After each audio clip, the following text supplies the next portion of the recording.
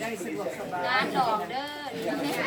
กายกระลาดเก้าพี่ นั่งกินนั่งทานเนี่ย ใช่หรอ อันนั้นป้าอันนั้นได้นี่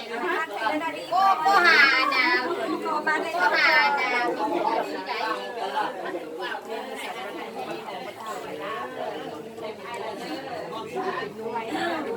มันภาษาเนี่ยไทยภาษาเห็นเ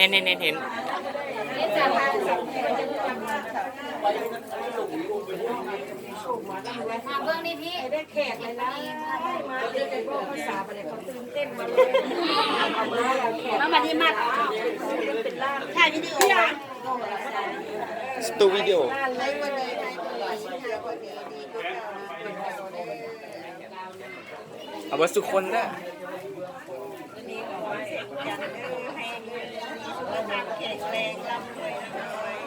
มีสมบัติทุกอย่างปรารถนา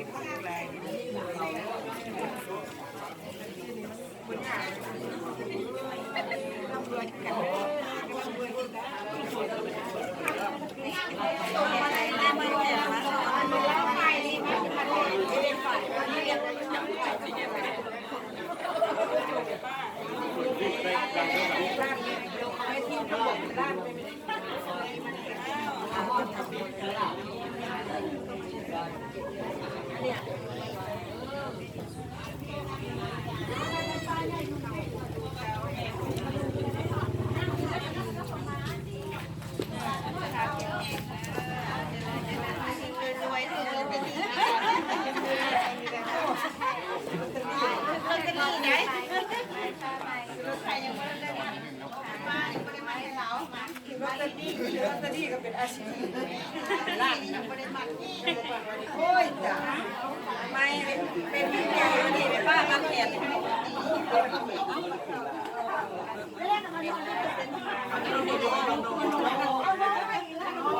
พาลูกที่ไม่ไปได้เป็นอาชีพที่อย่างนี้นะคะเป็นอาชี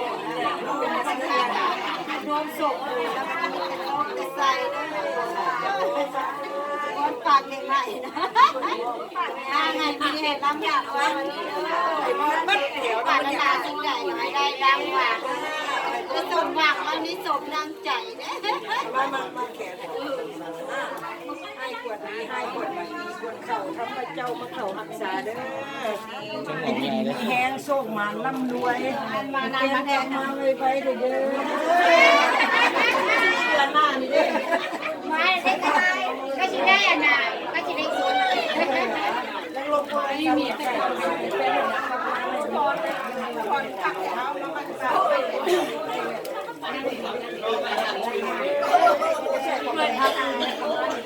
ป็นมนุษย์เงินติดอีกมาเนาะไม่ได้เรื่องว่าเราดัก โอ้ยมาแท้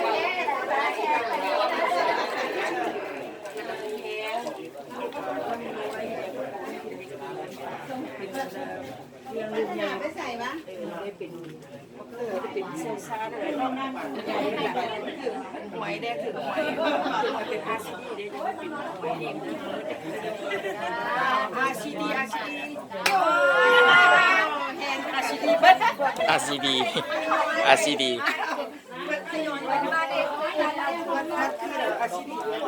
เอามาแห้ง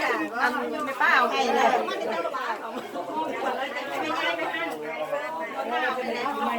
เดี๋ยวคนนี้คนมาได้ไม่อยากมันแล้วหาก็ต้องมานี่คือมีแต่ขนมว่ะอ้าวขนมข้าวมันนะ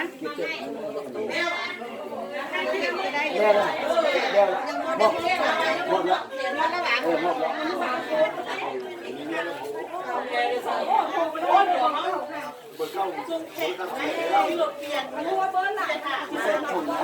ถุงพายที่ใส่ละเงินตัวนี้เอาใส่ถุงพายไว้เห็นไหม มามัดแขนกันนะ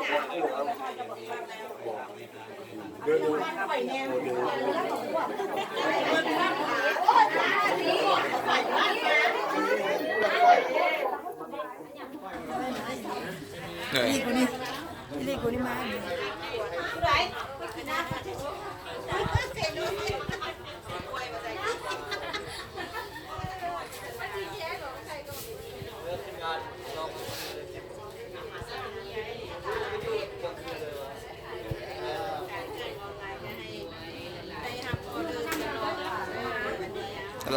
ตลอดเวลา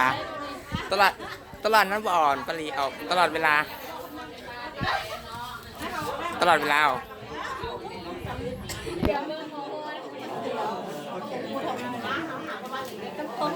ทำเรื่องกับเจ้ากับบ้านเงินกันประมาณนั้นเนี่ยกันมา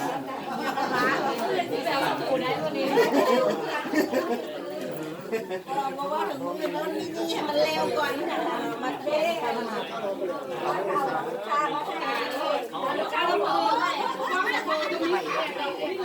โดนพ่อ500 ปีเอาลูกค้ามาให้เลยกระเป๋าแบรนด์นี่ผัดให้แกอันนี้รวยคือแบบว่านี่เด้ออันนี้เส้นชามเห็นมาหลายๆนะหลายๆคือป้าเลยนะนี่คือมันมีแต่ของ แม็ก ป่วยมามาเรื่อยๆก็ได้เวลาได้เจอเพื่อนปินลากันแล้วก็มา เข้ากล้องเด้อ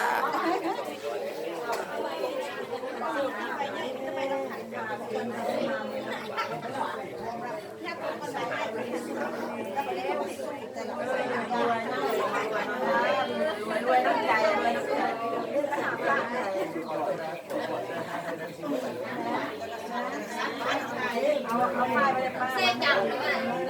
โอ้กระไร6 นาทีเลยนี่มันเข้ากล้องกันไหม เอาทำกล้องไว้ทำไมน้อยกล้องคิดขึ้นไป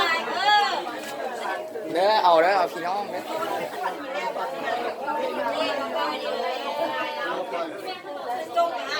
กูต้องเข้ากล้องนะพี่ลุง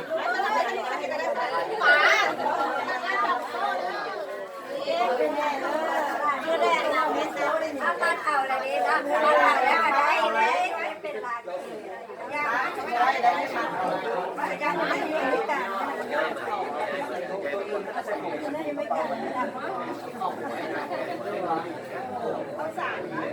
งานดอกเงินเด้องานดอกงานดอกหลาน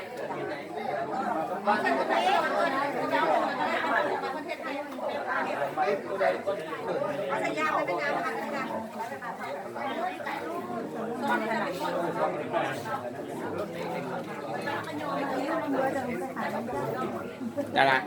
เนี่ยงานซอกพายเนี่ยนะซอกพายเนี่ย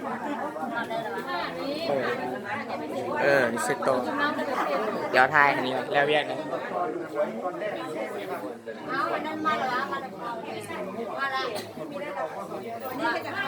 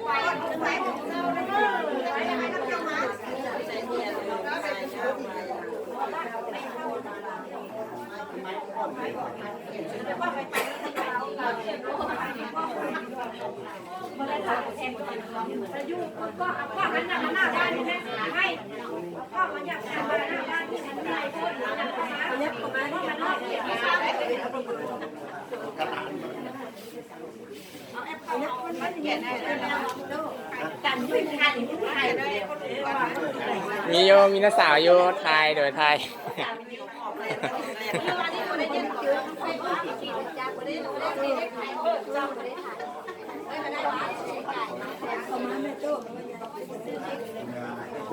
เฮ้ย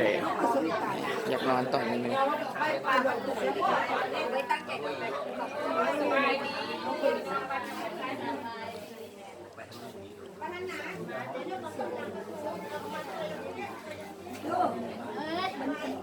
มันด่าเสี่ยวจะบ่มีมันด่าเสี่ยวจะบ่มีคน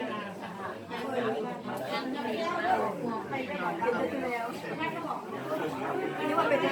เร็วบ่ได้ให้คนดูบ้านเลยล่ะมาเป็นด้านวันนี้จะได้ทางอะไรนี่ก็มาได้แล้วได้สิมาคน